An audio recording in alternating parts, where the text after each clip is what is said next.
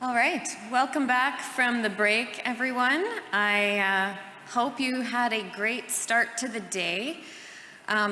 With Mia here this morning, I heard a rumor she was gonna make us do a push-up competition. I'm a little disappointed that didn't happen, so if anybody's up for it, just come find me and maybe we can take on her push-up challenge. Just want to say that was a fantastic last panel, and thank you to our speakers, Martine and Rona and Laura. Really looking forward to our next panel coming up as well, and we'll shift to that topic. And just wanted to say a few words. I think this is going to be a really interesting discussion, and we have two amazing women here to share their thoughts. But we're really going to dive into some of the issues and talk about the advocacy work undertaken by the Chamber, which obviously does never occur in a vacuum. Staff and our members work with the political realities of the day, and we're going to dig into some of those realities in the discussion and talk about it, what it means and how it affects business across the country. One of the things you hear us talking a lot about, and you've heard it mentioned several times over the last 2 days, is our focus on growth. And as a multi-sector industry association, we know firsthand we have to fire on all cylinders and address so many issues at the same time that are often like interrelated and in a very complex way. So this includes a lot of things and it goes across a lot of sectors. We'll be hearing about labor, we'll be hearing about digital, we'll be hearing about lots of issues. All right, you heard there's always more to do, there's always many issues to tackle. So I'd like now to invite our panelists to the stage. And first off, I'd like to welcome Candace Silva, President and CEO of the Toronto Region Board of Trade. Our second panelist is Sheri Somerville, the CEO of the Atlantic Chamber of Commerce. And they are in the good hands of our moderator, someone you know very well, the Honorable Perrin Beatty. Thank you.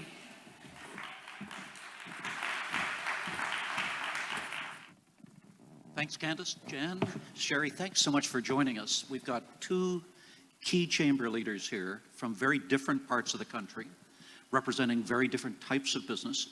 And I think what we want to do is to take the next few minutes to explore what are the commonalities in terms of the challenges that businesses are facing and the advocacy agendas of your organizations. Where are the differences and how can we work together? The Prime Minister talked in his video this morning about what we can do to promote an agenda for growth and of ensuring that businesses can thrive. From your perspective in Toronto, Jan, what are the highest priorities that we should be looking at the federal level to promote business success and growth in the Canadian economy?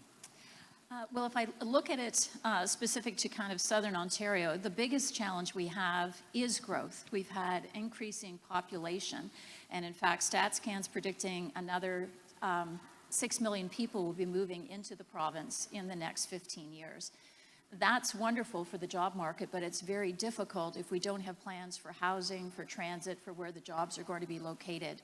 We've got huge congestion issues in Southern Ontario that's impacting manufacturing, and it's simply because we haven't planned for the growth we've had over the last decade. So I would say that master heading is, how do you plan for the growth that's coming and make sure you've got the infrastructure ready just in time for that? Sheri, from an Atlantic perspective? I have room and jobs. Our biggest problem is growth, and what we don't have are the people to fill the jobs. We have a very rural, sort of more rural than urban population, and there are lots of jobs available, but nobody to fill them. And I think once we do get people too, we also have to make sure that we have affordable, accessible housing, access to doctors and health care, and make sure that we're ready, that the infrastructure is there. We were talking earlier about, transit. We don't have that option. We're a very heavily, vehicle-dependent type of area, unless you live in an urban center. So in so much of the same way that you're facing those challenges, we're doing it in just a little bit of a different way, but we're facing those same challenges. Well, let's talk for a minute about skills and growth and what this means in both of your areas. First of all, wherever I go in Canada, what I hear from employers is the toughest job I have is finding and holding the people that I need with the skills that I need. Is this the case in Toronto? Absolutely. The second largest employment zone in the country is an area beside Pearson Airport. It's the Pearson Logistics Zone. It's where Amazon, Canada Post, Walmart are located. And what we learned during the pandemic is that those operations require 75% of staff to be physically on site as a minimum to function. The other interesting thing about that location, that geographic area sits on the corner of 4 cities, provincial and federal land, so there's zero plan for transit there. So you've got workers that need to drive in through congested highways to get to those jobs. So there's a lot of difficulty for those employers to be able to attract and retain talent, and that has horrific implications for the entire country. So there's a lot of work that's going to have to be done to understand the skills that are needed, but also how do you connect that talent to those jobs, because people just don't want to spend 2 to 3 hours to drive to get to a job. So those are big things that we're focused on. The other point I would make is historically Canada has tended to throw jobs at situations as opposed to investing in technology. And I think globally we're quickly reaching a point where we're going to have to be much more thoughtful about the deployment of technology throughout businesses to make it easier for us to be able to accommodate the economic activity that we have. Sheri, is there a resonance for you in Atlantic Canada? Absolutely. I mean, we have all these employers, and it doesn't matter what sector, it touches on every sector, every profession. People are trying to find people to fill the jobs that are out there. And they're doing everything that they can, from offering more flexible work hours, offering more wages. They're shutting down their hours of work. They're looking at remote. They're looking at hybrid. They are throwing everything at it that they can. And it's interesting because there is a little bit of a gap. We actually have a survey in market right now where we're hearing that people are looking for work and they're not finding it. So there are people out there, which then you have to look at, okay, so what training and skilling is available for people to get them back in the jobs? And I'm going to point to John Wishart. I mean, we've actually, because we've got an aging population, the Greater Moncton Chamber of Commerce just announced a program for retirees to help them get back into the workforce. So, you know, we're really kind of looking at every option we can to have that happen and have people work. Yeah, and sorry, Perrin, go ahead, Jen. Sheri, you had mentioned before about the healthcare system, and that is a critical example of where technology needs to be deployed. We just simply do not have enough qualified people for the level of service that's required, and as the population ages, and we learned through COVID that we could do things differently. It's how do we really push the accelerator on that across the country? So true. I think people look at immigration as that first solution, and it is. It's a great solution. We need to get more people here. But there are so many other levers that you can press, like adopting digital technology and whatnot into your operations. So we have to kind of think outside the box and look at what avenues are also available to give you a multifaceted solution to that. I want to pick up specifically on the issue of immigration, because I think that's an issue which is important in both of your areas, but it manifests itself. The challenges manifest themselves in very different ways. Your challenge, obviously, in Atlantic Canada has long been, how do we attract immigrants and hold them there? In metropolitan Toronto, historically, about a quarter of the immigrants coming to Canada have gravitated there, and the question is, how do we house them? How do we ensure they're fully integrated into the economy? How do we provide third language services and so on? Is immigration the answer to our skills problem, or does it come with other issues? So we're producing fewer new homes in Canada each year today than we have immigrants coming in. If we dramatically increase the level of immigration to deal with the skills issue, where will they live?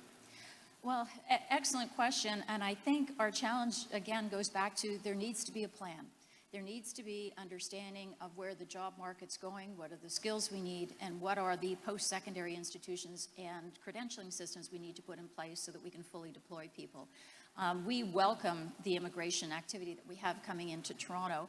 What has been problematic, though, is we haven't taken full advantage of the skills that they bring with them. There's a lot of barriers that shouldn't be there. I know our provincial government's trying to take action on that. Healthcare, for instance, if you come in as an immigrant who've have healthcare experience, can we at least get them working in the healthcare system as aides while they're going through the recertification to fulfill other jobs within the healthcare system? So there's a lot that needs to be done, but your starting point question, Perrin, was what do we do? Where do we house them? And that's the challenge. We've got 3 million more people moving into the region over the next 15 years. There's no plan for where that housing needs to be, where the transit's going to be to connect them.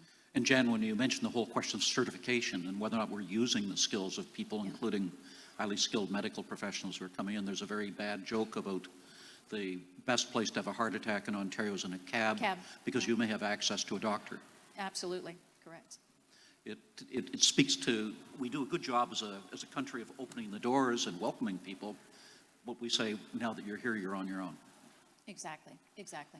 Sheri, how about in Atlantic Canada? We have to create more welcoming communities. It's interesting in Atlantic Canada, like we've had the benefit of the Atlantic immigration pilot, and that's worked very well for us, but we have to streamline and make it more efficient for businesses to get access to the temporary foreign worker program. Once we do get people in our communities in Atlantic Canada, we lose a lot of people to the bigger cities because they go where there is a community of their culture and whatnot. So creating those welcoming communities, giving them a place to live, giving them access to, like doctors and healthcare, streamlining the credentialing process, like you said.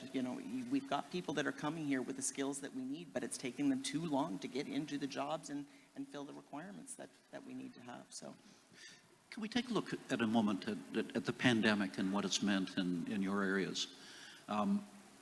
You've seen, Sheri, a lot of people moving from other parts of Canada into Atlantic Canada because of quality of life issues and because of the ability to do remote work.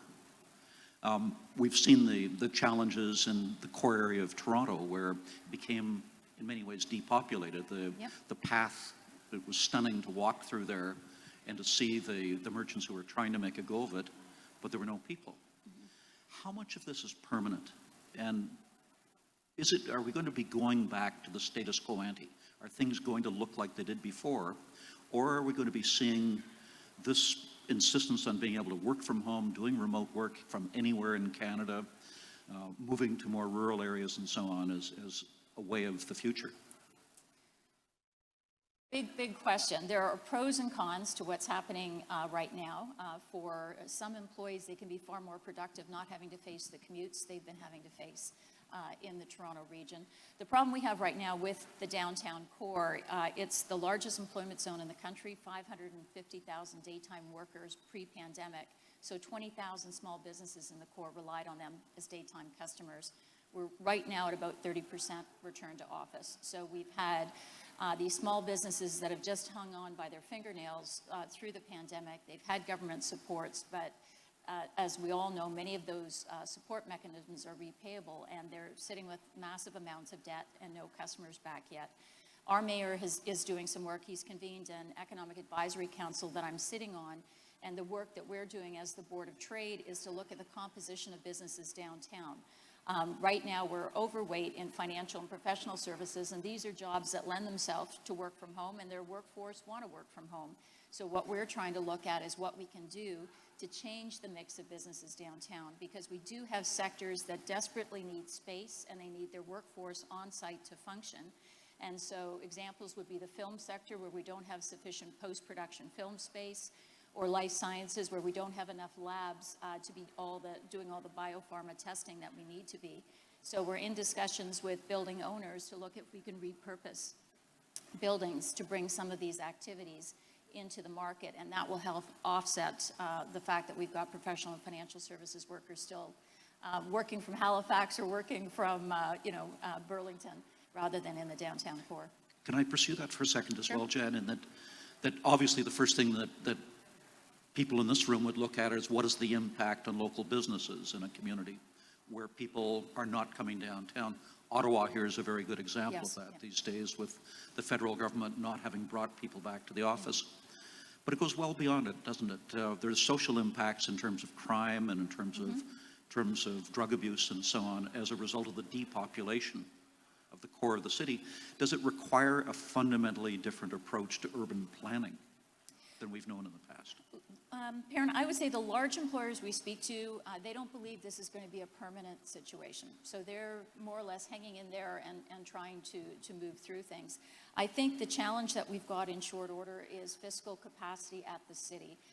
With TTC ridership not anywhere back to where it needs to be, the city's running huge deficits, and so they're going to need support from other orders of government. We can't property tax our way out of $400 million losses from TTC. So there is going to need to be continuing discussion with the province and the federal government to help cities that are dealing with this disruption to the economy that's continuing as the downtowns haven't recovered.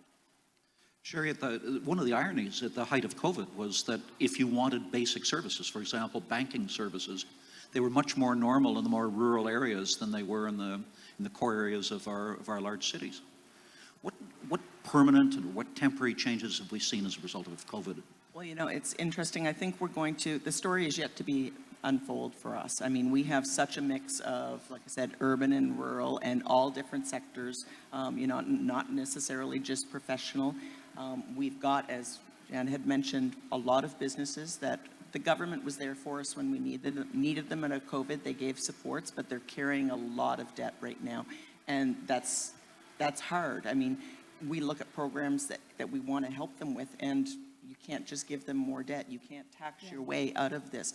We need some creative solutions. And if we're going to focus on economic growth and prosperity, it's got to be a focused investment on, you know, bringing more private sector investment here, along with the social problems that we have and the social challenges that we have in the infrastructure. And it has to be planned. I mean, and we have to let business know what the plan is so that they can prepare themselves for it. I don't think we're in recovery right now. I don't think we've seen what in totality it will look like right now. And we're coming into a possible recession too. So with higher costs of doing business, most Canadians right now, I think, are out of pocket more than they ever have been before. And while we've got the Main Street programs putting feet on the street, they're not necessarily spending as much. So in our area, 98% of our businesses are small. You know, that's a large chunk of our, economic sector. So we really need to focus on programs that help them get back on their feet, other than just giving them more money that they're going to have to pay back later.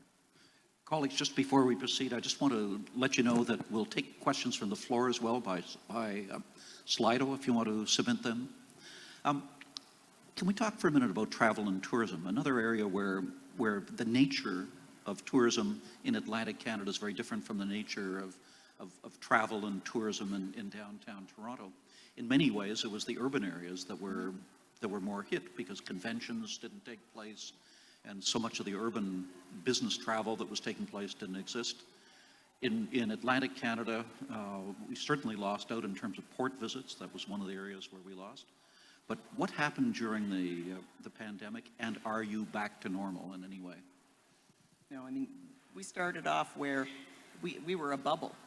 We said, hey, Canada, sorry, COVID's here. We've got a nice bubble, and we're staying in it. And we really focused in on local travel at that point in time, and I think it served its purpose, and it did really well that once we did open up and people started traveling again, we're seeing a little bit of a comeback because we're more get out, explore. We've got lots of activities in all of our communities, large or small, urban or rural, and there's lots for you to do.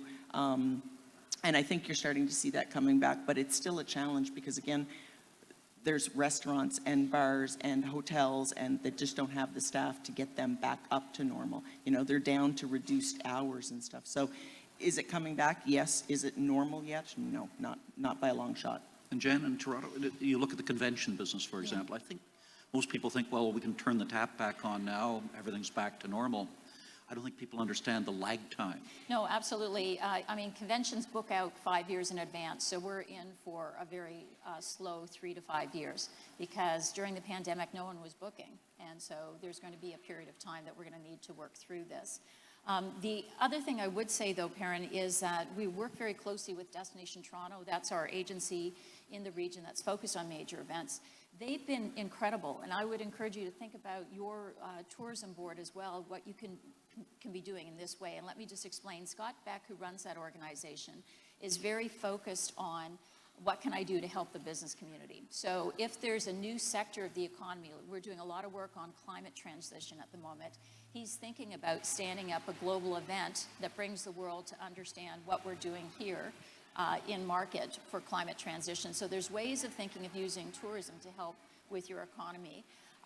The other thing I would say is we've, unfortunately, as a country, tended to allow economic activity to concentrate as opposed to saying, how do we really diversify? And that's going to sound, I'm sure you think that's very funny for somebody from Toronto to say, we're overweight on economic activity in Toronto. But the reality is Ontario has a huge opportunity with electric vehicles. We've got production going on in Southern Ontario. We've got amazing battery research and battery development facilities operating in Southern Ontario. And we've got critical minerals in the north. But there's no plan to connect the dots. And imagine how much economic activity could be happening in Ontario and in the north if we could figure out how to get extraction and supply chain connections moving throughout the province. And I think this speaks to, Perrin, the topic of what you brought us here to talk about is how do we foster growth? There's a lot of things that are just right in front of us, and we've just got to put a plan together to make it happen. And I would add to that, too, when we talk about supply chain, I mean, that's critical. We've got to get interprovincial trade working and trade with ourselves and grow that way as well. And with that, you're looking at, I love the phrase, let's go, reduce red tape. We need to make it easier for businesses to do business, for trucking to get across provincial borders and share our goods and services as well. Yeah. Let's talk about one of the critical tools for economic development. That's airports. Mm-hmm. Obviously, lots of concerns about how the system was working, particularly late spring, early summer. Mm-hmm. Pearson, of course, was the center of focus. But we also saw flights cut back dramatically into Atlantic Canada, and particularly with the smaller airports. In many cases, we're seeing routes not reestablished. Where do things sit today from your perspectives in Toronto and in Atlantic Canada in terms of our airports and in terms of air travel? Okay, let me just say, I think, quite frankly, Perrin, this is where we need to do a much better job of advocating for focus on competitiveness and economically enabling assets. We and I'm just going to point fingers, the federal government just doesn't seem to understand the importance of our airports. We use them as ATM machines to fund general revenue needs of the government, as opposed to understanding how critical it is to be able to connect markets, investors, students on an efficient basis, because investors aren't going to want to come in through Toronto and take 2 other flights to get somewhere else where there's an opportunity. They want to get point to point. So thanks. So we need to do a better job of that. We have done some advocacy with Ottawa to try to illustrate the need for better attention to our airports. We underinvest. There's technology that could have eliminated all of these backlogs that we had in processing passengers. The repetitiveness of the ArriveCAN app and then answering the same questions and then having to show paper 3 and 4 times while you're navigating through. We're our own worst enemy. And so if there's something that I would love to do a much better job of collectively is to really go to Parliament Hill and have a very, very deep discussion, because it's multiple ministries that have their fingers on the airports and they just don't understand. I mean, having some meetings with folks in Ottawa this week, the airport's been decimated. There's so few flights now that are coming in. That's just not good for the country. Sheri? We can't get to the East Coast because we've got so many flights that have been canceled and stuff. So our smaller airports, which used to have multiple routes, you look at the St. John airport, it was down to 1 for the last few months. Now they've added a few flights back, but I know Halifax, Fredericton, Charlottetown, they're coming back, St. John's. They're starting to, but we've got a long way to go. And it really did hurt, as much as Toronto, Pearson had its problems, but it hurt us just as much to have no flights. You can't get to us. And it's a long drive from Toronto. I've driven it a lot. So, a lot of trees in that drive, not much to see. So, but we really got to focus on making sure that, working with multiple departments, it's not an easy task and we shouldn't have to do it. We should make it a lot simpler to get our infrastructure in place, to make it easier to get to any point in Canada. I want to pick up on this, and particularly what you were saying, Jan, in terms of we need to make the case that these elements of economic infrastructure are critical. They're resources we should build on. It's a meeting of chambers of commerce and boards of trade from across the country. Is this an issue of airports where Canadian Chamber, provincial and territorial chambers and municipal chambers across the country might want to look at a joint effort that we put on and a joint lobby with the federal government where we converge on Parliament Hill together to make the case on behalf of our communities. Because when I talk to the airports, they say that they're seen as a source of revenue for the government rather than as a tool of economic and social development for communities. And we've just got it backward at this point. Is this an area where this group and our colleagues across the country should be talking about collaborating and putting on a full court press? Absolutely, and I know, in the case with Toronto Pearson, they're working with the other airports throughout Southern Ontario because they're going to be at capacity at some point. So how do they make sure that we can get rerouting of flights to service the needs we have? But it's critically important. It's critically important, Perrin. I would agree. We just have to have that conversation, get a plan in place, look at it critically from, making it more efficient and making sure that all access points are access points. I think I've just struck terror into the hearts of the Canadian Chamber's policy team that I've added another load of burden on them. But this is something we'll follow up on. And we will look at are there ways in which this instrument of the Canadian Chamber network across the country is unique because it brings together all orders of government and business of all sizes right across the country.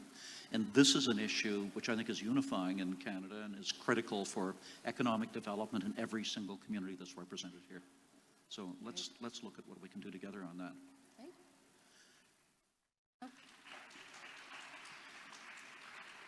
And I thought we were getting the hook, but I guess we've got more time, do we? It is, it's to tell me that there's time for us, for those of you who haven't submitted questions on Slido yet, to submit your questions if you'd like. Otherwise, I have lots of questions for my two colleagues here, and I'd be delighted to continue. Can we talk about digital technology? So you were mentioning earlier, for example, the importance in medicine, of telemedicine and being able to use new technologies and new ways of doing things. Sheri, what's so exciting for me, in Atlantic Canada, the issue of attracting doctors to Atlantic Canada has been such an issue over the years. It is in rural and remote areas all across the country. But in the cities, to get a doctor, a family doctor, is an enormous challenge. How do we use these technologies to begin to have far more efficient and effective systems to be able to serve the Canadian public? Boy, I would say I do a lot of work in Asia Pacific, and I'm involved with the APEC Business Advisory Council, and Canada hosted a meeting in Vancouver in the spring. Bridget and her team were terrific hosts of that. We worked with the Digital Supercluster that's based out of Vancouver and did a session with these Asian business leaders about the digital healthcare innovations that are happening in Canada. Fabulous stuff. And our Canadians were standing up and talking about digital tools that will enable you, if you control your digital records, and other tools that will enable you to be able to get medical treatment even without being physically present. All great stuff, but what I can tell you was the most shocking is most of those countries that were represented from Asia were scratching their head about digital records because they digitized their records years ago.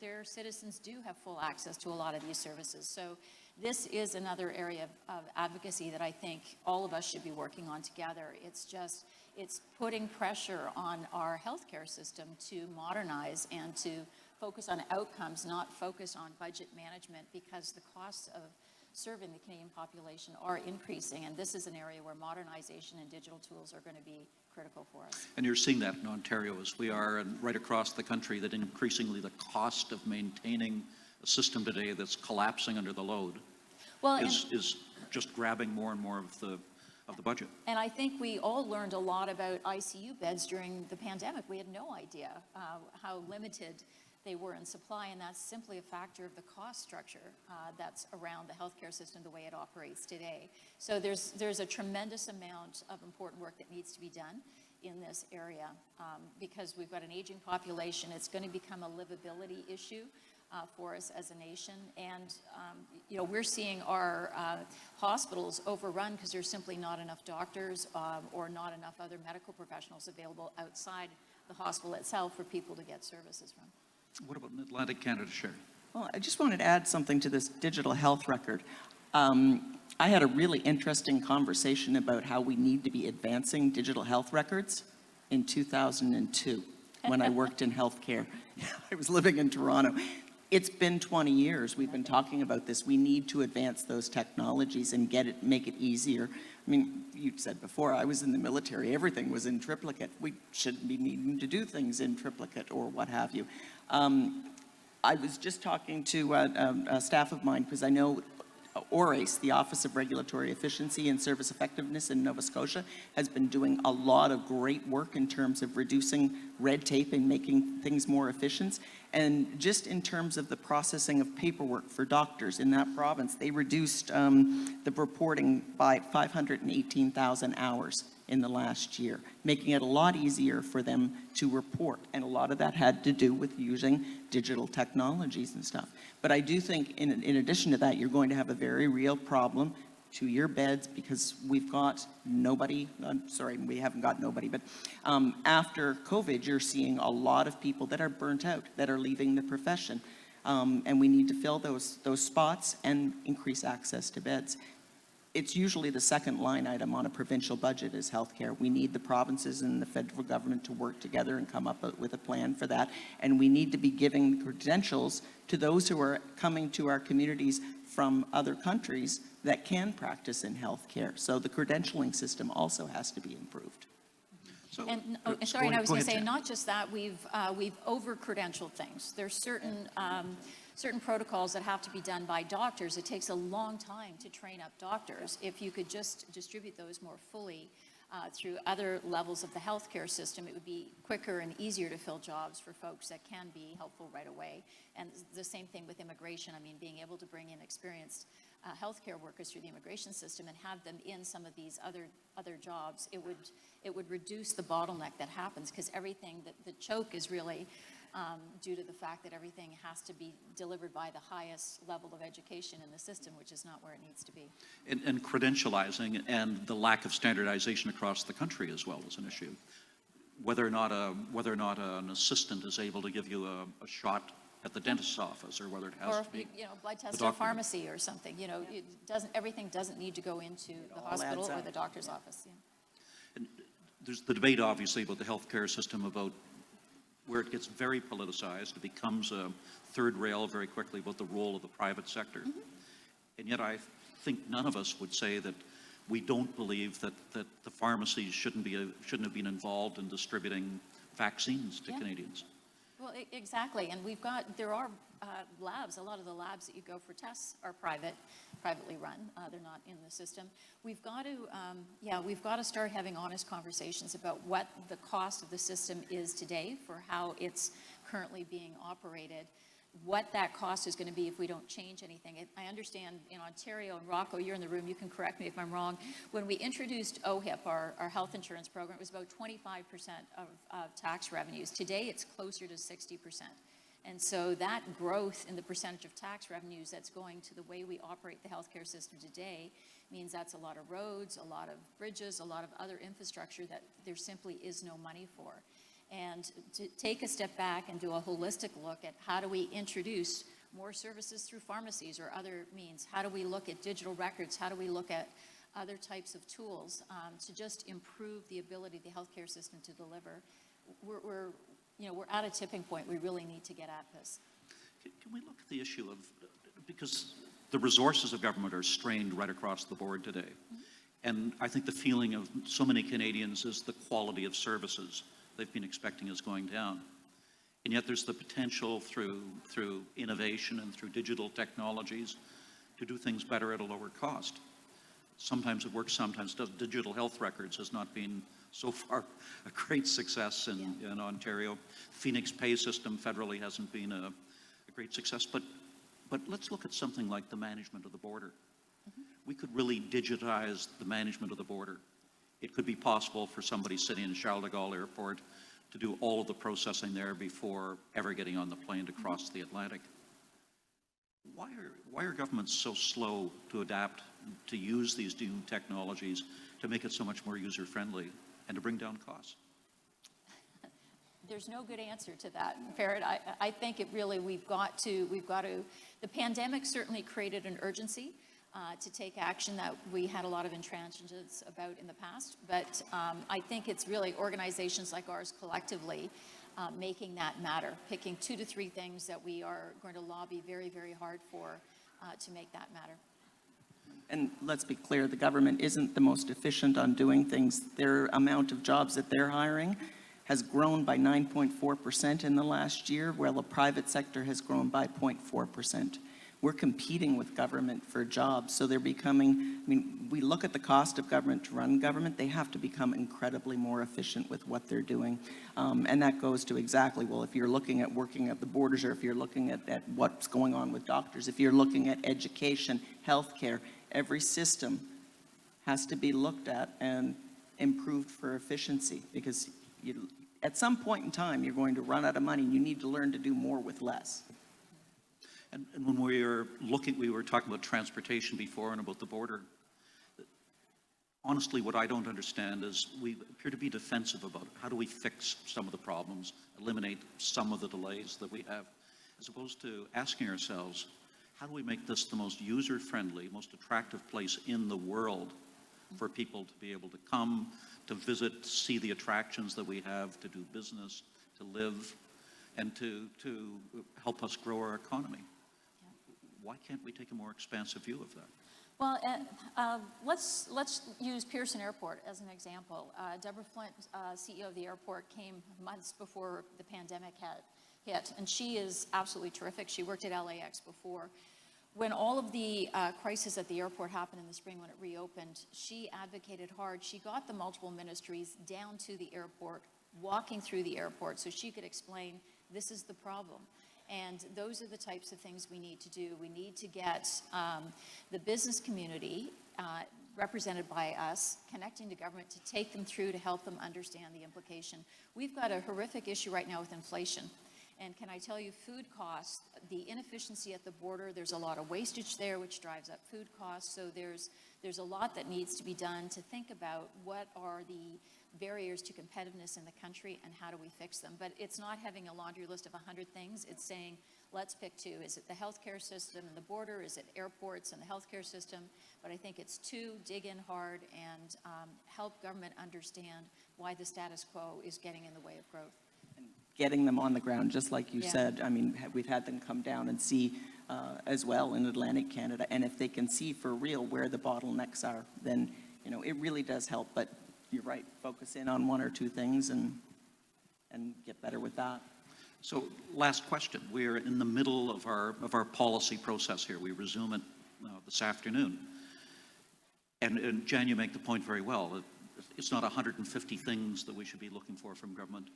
If I were to ask you, if you were saying to the folks here are the top 3 issues that I'd like to see the Canadian Chamber focus on in its dealings with the federal government, what will those issues be?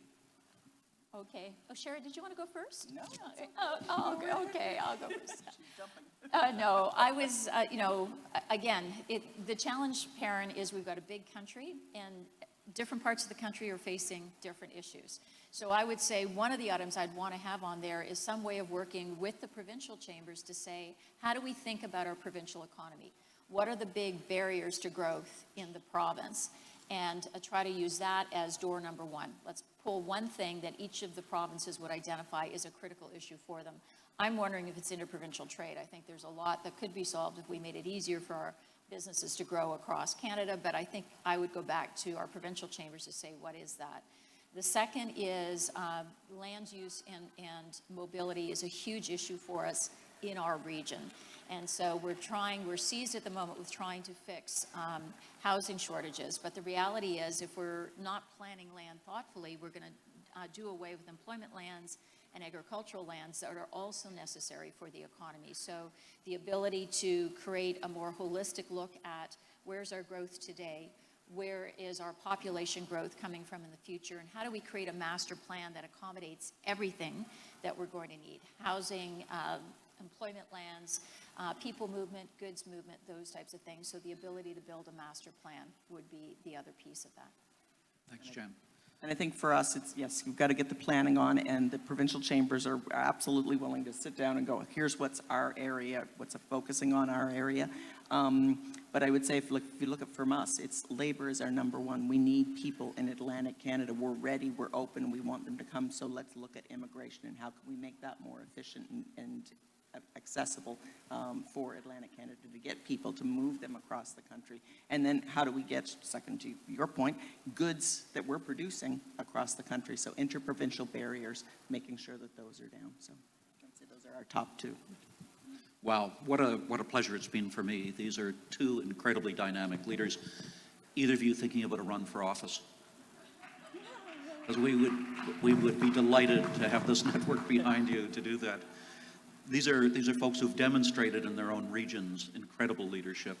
They're visionary, and we've seen today some of the ideas that they have on how we as a network can do a better job in terms of representing the needs of business and the Canadian economy. Jan, Sheri, thank you, both of you, for being with us, and thank you for all of your hard work. Please join me.